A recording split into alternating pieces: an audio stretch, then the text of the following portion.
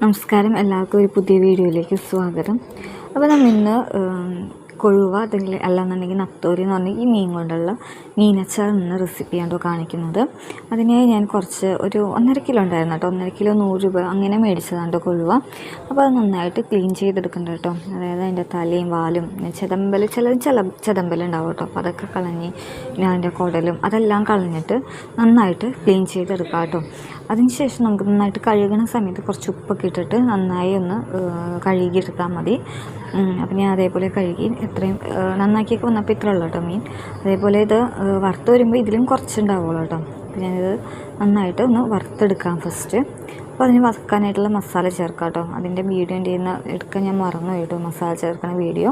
അപ്പോൾ ഞാൻ എന്തൊക്കെയൊന്ന് പറഞ്ഞുതരാം. ഉപ്പുപൊടി, മുളക് പൊടി, അതേപോലെ തന്നെ മഞ്ഞൾപ്പൊടിയും പിന്നെ കുറച്ച് കുരുമുളക് പൊടി ഇട്ടിട്ടുണ്ടായിരുന്നു.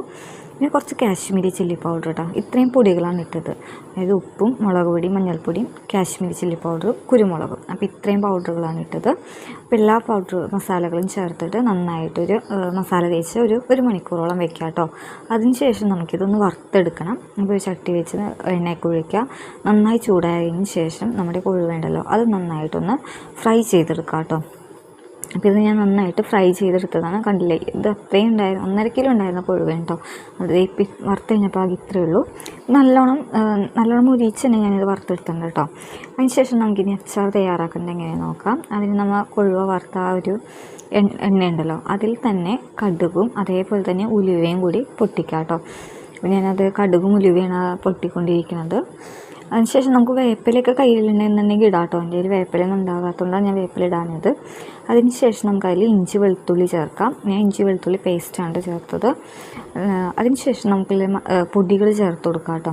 അപ്പോൾ പൊടികളിൽ ഫസ്റ്റ് ഞാൻ ഉപ്പ് ചേർത്ത് കൊടുക്കുന്നുണ്ട്. അതിൽ ഓരോ പൊടികളും ചേർക്കുന്ന സമയത്ത് തന്നെ തീ നന്നായിട്ട് കുറച്ച് വെക്കാം കേട്ടോ, അല്ലെങ്കിൽ കരിഞ്ഞു പോകും.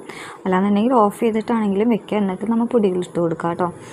അത് നമ്മൾ പൊടികളിടുന്ന സമയത്ത് തന്നെ നന്നായിട്ട് മിക്സും ചെയ്യുക. ഫസ്റ്റ് ഉപ്പിട്ടു. അത് കഴിഞ്ഞിട്ട് ഒരു 3 ടീസ്പൂണോളം മുളക് പൊടി ഇട്ട് കൊടുക്കുന്നുണ്ട്. ഇപ്പോൾ മുളക് പൊടിയും ഉപ്പൊക്കെ നന്നായിട്ട് മിക്സ് ചെയ്യുക. അതിനുശേഷം പിന്നെ ഇട്ട് കൊടുക്കുന്നത് നമ്മുടെ അച്ചാർ പൊടിയാണ് കേട്ടോ. ഞാൻ കടയിൽ നിന്ന് മേടിച്ചതാണ് അച്ചാർ പൊടി.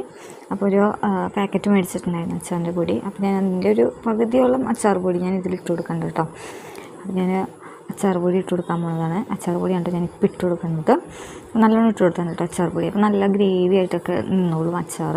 അപ്പോൾ ഞാൻ അച്ചാർ പൊടിയൊക്കെ ഇട്ട് എല്ലാം ഒന്നും കൂടി നന്നായിട്ട് മിക്സ് ചെയ്യുന്നുണ്ട്. പിന്നെ ഞാനിതിൽ കുറച്ച് നമ്മുടെ കാശ്മീരി ചില്ലി പൗഡർ ഉണ്ടല്ലോ അത് കുറച്ച് ഇട്ട് കൊടുക്കുന്നുണ്ട് കേട്ടോ. അത് നല്ലൊരു കളറ് കിട്ടാൻ വേണ്ടി മാത്രമാണ് ഞാൻ ഇടുന്നത്.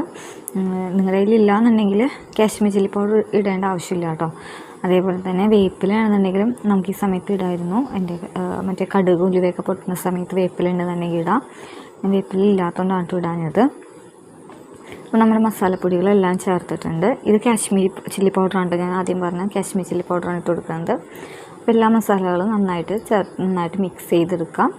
ഞാൻ ഈ സമയത്ത് തീ ഓഫ് ചെയ്താണ് ഇട്ടത്. അതായത് സ്റ്റീലിൻ്റെ ഒരു ചീഞ്ചട്ടി ആയതുകൊണ്ട് പെട്ടെന്ന് കരിയണ കാരണം ഓഫ് ചെയ്താണ് ഇട്ടത്.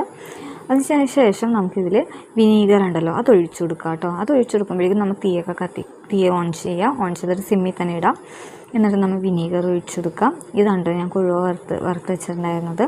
എന്നിട്ട് വിനീഗർ ഒഴിച്ച് നന്നായിട്ടൊന്ന് തിളച്ച് വരുമല്ലോ. അത് ഒന്ന് തിളച്ച് വന്നതിന് ശേഷം അതിന് ഞാൻ വറുത്ത് വെച്ചിട്ടുണ്ടായിരുന്ന നമ്മുടെ കൊഴുവ ഉണ്ടല്ലോ അത് ഇതിലിട്ട് കൊടുത്തത്.